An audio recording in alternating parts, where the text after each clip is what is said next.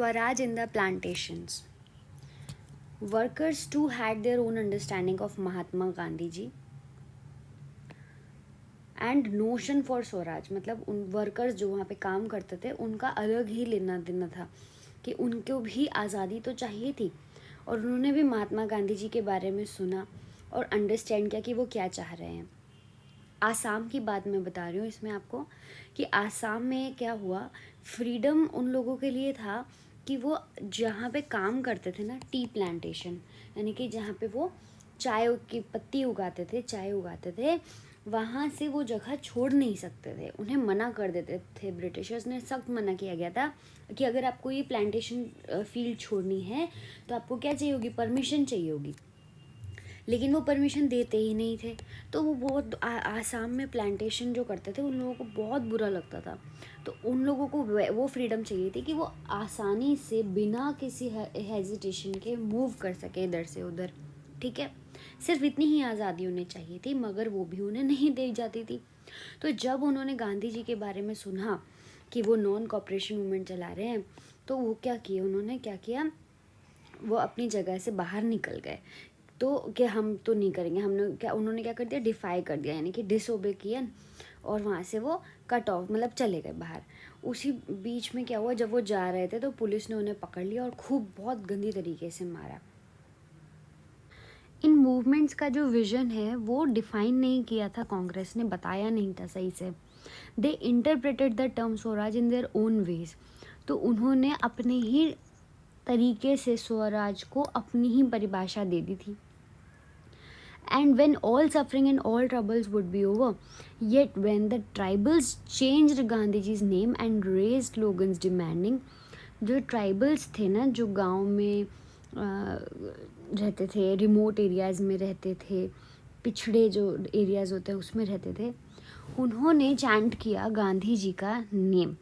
Change नहीं, chanted, Gandhi ji का नाम उन्होंने चैंट किया, बार बार बोला, और उन्होंने इस चीज़ को स्लोगन दे दिया कि स्वतंत्र भारत मतलब आज़ाद भारत. They were also emotionally related to all India agitation when they acted in the name of Mahatma Gandhi.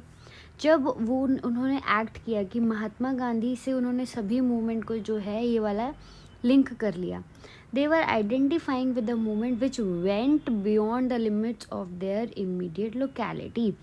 मतलब वो सिर्फ उनके लोकल एरिया में नहीं रहा, आसपास भी फैलने लग गया. क्या, नॉन कॉपरेशन मूवमेंट. ठीक है, फिर देखिए सिविल डिसोबीडियंस मूवमेंट. मैम हम तो नॉन कॉपरेशन मूवमेंट की बात कर रहे थे, सिविल डिसोबीडियंस मूवमेंट क्यों आ गया. सिविल डिसोबीडियंस मूवमेंट मतलब अगर हम डिसओबे कर रहे हैं, मतलब हम नहीं मान रहे हैं, ब्रिटिशर्स की बात नहीं मान रहे हैं, हमने डिसाइड किया था ना, तो हम लोगों ने जो है क्या किया, डिसओबे करना स्टार्ट कर दिया कि हम आपको रिस्पेक्ट नहीं देंगे, आप रिस्पेक्ट के लायक नहीं हो, आप हम पे राज कर रहे हो, आप हमारे साथ गलत बिहेवियर कर रहे हो. ठीक है, तो सिविल लोगों ने डिसओबे करना स्टार्ट कर दिया. तो क्यों ऐसा हुआ, सिविल डिसोबीडियंस मूवमेंट कहाँ से आ गया, नॉन कॉपरेशन मूवमेंट का क्या हुआ. देखिए, नॉन कॉपरेशन मूवमेंट जो था ना, उसमें गांधी जी ने कहा था कि ये कैसा होना चाहिए, नॉन वायलेंट होना चाहिए, है ना, मारधाड़ नहीं होनी चाहिए, शांति से हमको ब्रिटिशर्स के अगेंस्ट खड़ा होना है. लेकिन जब जैसे जैसे नॉन कॉपरेशन मूवमेंट फैलता जा रहा था वैसे वैसे वो वायलेंट होता जा रहा था और झगड़े होते जा रहे थे. ठीक है, तो गांधी जी ने कहा अब हम करते हैं नॉन कॉपरेशन मूवमेंट को बंद और एक नया मूवमेंट चालू करते हैं जिसका नाम है सिविल डिसोबीडियंट मूवमेंट. समझ में आया. फरवरी 1922 की बात है. Mahatma Gandhi decided to withdraw, मतलब बंद कर दो अब. ठीक है, विदड्रॉ कर दो national cooperation, non cooperation movement का. He felt the movement was turning violent in many places and Satyagraha needed to properly trained. उन्होंने कहा कि अब मुझे ऐसा लग रहा है कि जो सत्याग्रहीज हैं, मतलब जो देश के लिए खड़ा होना चाहते हैं, देश को आज़ादी दिलाना चाहते हैं, उनको किस चीज़ की ज़रूरत है, ट्रेनिंग की ज़रूरत है. तभी वो मास स्ट्रगल्स के लिए रेडी होंगे, बड़े बड़े स्ट्रगल्स के लिए एक साथ जो इनको जुट होकर अपने देश को आज़ादी दिलानी है उसके लिए तभी ये तैयार होंगे जब इन्हें ट्रेनिंग मिलेगी. कांग्रेस के अंदर अंदर ही इतना सारा स्ट्रगल था कि कोई चाहता था, कोई लिबरल था, कोई मॉडरेट था, कोई आज़ादी चाहता था, कोई चाह के भी नहीं चाहता था, अलग अलग था सबका, ठीक है। तो जो गवर्नमेंट ऑफ इंडिया एक्ट 1919 में देखिए क्या हुआ, वांटेड टू, काफ़ी सारे लोग ऐसा चाहते थे कि वो प्रोविंशियल कोर्ट में, जो एक इलेक्शन मैंने आपको पहले समझाया था कि इलेक्शंस चल रहा था, तो काफ़ी लोग चाह रहे थे कि हम उसमें पार्टिसिपेट करें। कहीं ना कहीं अगर हम ब्रिटिश गवर्नमेंट के अंदर घुस गए है ना, उनकी जॉब ले ली, तो क्या पता अंदर रहकर ही हम ब्रिटिशर्स के खिलाफ लड़ाई कर सकें। तो इसलिए कई लोगों ने ये इलेक्शन में लड़ने का, इलेक्शन में पार्टिसिपेट करने का प्रोविंशियल काउंसिल में डिसीजन लिया। क्योंकि भाई गांधी जी तो कह रहे हैं कि इनकी सारी जॉब आप छोड़ दो, ब्रिटिश गवर्नमेंट वाली सारी जॉब छोड़ दो। तो लोग कह रहे हैं क्या पता इनकी गवर्नमेंट ले ली, इनके अंदर हम, इनके सिस्टम के अंदर हम घुस गए, फिर यहाँ से भी तो हम इनके अगेंस्ट जा सकते हैं ना, आवाज़ उठा सकते हैं। एक बार घुसो तो सही अंदर, ये लोग तो अंदर ही नहीं आने देते ना ब्रिटिशर्स अपने एडमिनिस्ट्रेशन के। एटलीस्ट अब हमको क्या कर रहे हैं, अप्लाई तो करने दे रहे हैं। They felt that it was important to oppose British policies within the council. Council के अंदर रह के उनकी पॉलिसीज़ का हम आवाज़ उठाएंगे, उनके साथ आर्ग्यू करेंगे कि आप रिफॉर्म लेकर आओ, मतलब बेटरमेंट लेकर आओ।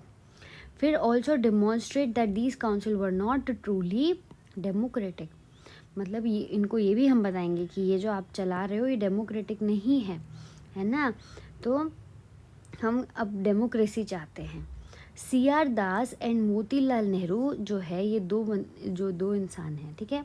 इन्होंने एक पार्टी फॉर्म की, स्वराज पार्टी, कांग्रेस के अंदर ही, ताकि ये काउंसिल्स की पॉलिटिक्स के लिए खड़े हो सके और उनकी आवाज़ उठा सके उनके अगेंस्ट, किनके, ब्रिटिशर्स के अगेंस्ट। तो देखो मैं क्या समझाना चाह रही हूँ, ये ब्रिटिश गवर्नमेंट है, पहले तो ब्रिटिश गवर्नमेंट हमको अंदर ही नहीं आने देती थी, चलो अब अंदर तो आने दिया। तो गांधी जी ने कहा कि आप जॉब छोड़ दो, तो ये लोग बोल रहे हैं कि अगर हमने जॉब छोड़ दी ना तो हमको ये मौका छूट जाएगा कि हम अंदर जाके आवाज़ उठाते हैं। तो दो लोग, मोतीलाल नेहरू और प्लस CR दास, इन दोनों ने मिलके एक पार्टी को खड़ा किया अंदर ही, ब्रिटिश गवर्नमेंट के अंदर ही, मतलब सॉरी कांग्रेस के अंदर ही, ठीक है, जिसका नाम था Swaraj party, to argue for a return council politics. But younger leaders like Jawaharlal Nehru, जैसे जवाहरलाल नेहरू, सुभाष चंद्र बोस, ये उस वक्त यंग थे, जवान थे, तो pressed for more radical mass agitation and for full independence. उन्होंने कहा कि नहीं हमें कोई अंदर जाके और कांग्रेस बना के, कांग्रेस के अंदर हमें कोई ऐसे नहीं, स्वराज पार्टी, इन सब चीज़ों में इंटरेस्ट नहीं है, हमें क्या चाहिए, हमें फुल इंडिपेंडेंस चाहिए। अब ये क्यों बोल रहे हैं कि वो जवान थे, क्योंकि वो ये कह रहे हैं कि जवान तो थे ही, वो कहने का मतलब है कि उनके अंदर जोश भरा हुआ था कि हमको नहीं है छोटे जीत हमें नहीं चाहिए, हमें तो पूरी इंडिपेंडेंस चाहिए।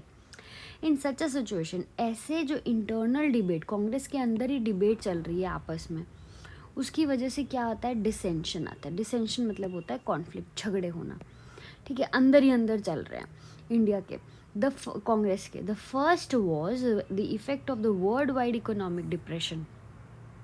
जो इकोनॉमिक डिप्रेशन, देखो अब क्या हुआ, वर्ल्ड वाइड इकोनॉमिक डिप्रेशन, मतलब पूरी दुनिया में ही इकोनॉमिक डिप्रेशन आ गया, पैसों की तंगी आ गई, एग्रीकल्चर के जो प्राइजेस थे वो बढ़ गए, ठीक है, सॉरी घट गए, अब कोई खरीदता ही नहीं था और फसल भी अच्छी नहीं आ रही थी, क्रॉप फेलियर भी हो गया था, कोलैप्स आफ्टर 1930।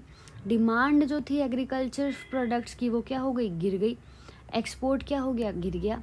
जो फार्मर्स थे उनको ऐसा लगा कि अब हम अपने प्रोडक्ट्स को हार्वेस्ट नहीं कर सकते हैं, यानी कि जो भी हम उगा रहे हैं वो हम नहीं बेच सकते हैं ना, इट इज़ नॉट पॉसिबल, और हम अपना रेवेन्यू, यानी कि जो ब्रिटिशर्स हमसे लेने आ जाते हैं वो अब हम अपना पे नहीं कर सकते।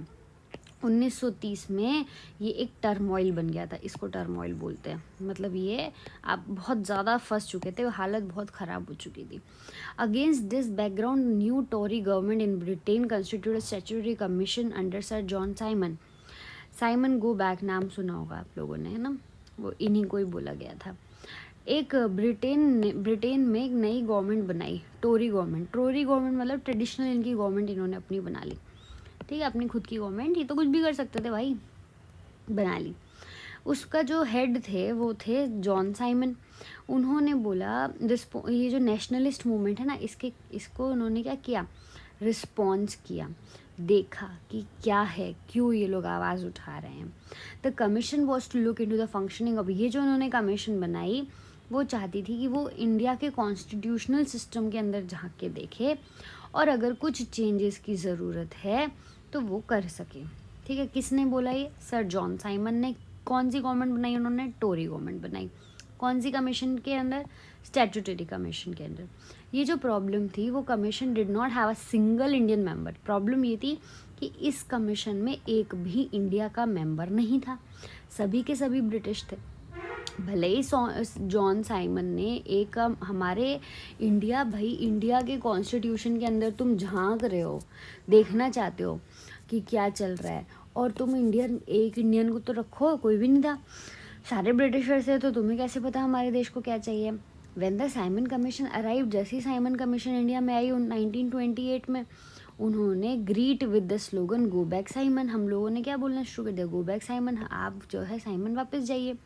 Congress and the Muslim league participated in the demonstration. इसमें देखिए किस किस ने पार्टिसिपेट किया, कांग्रेस ने भी किया और मुस्लिम लीग ने भी किया।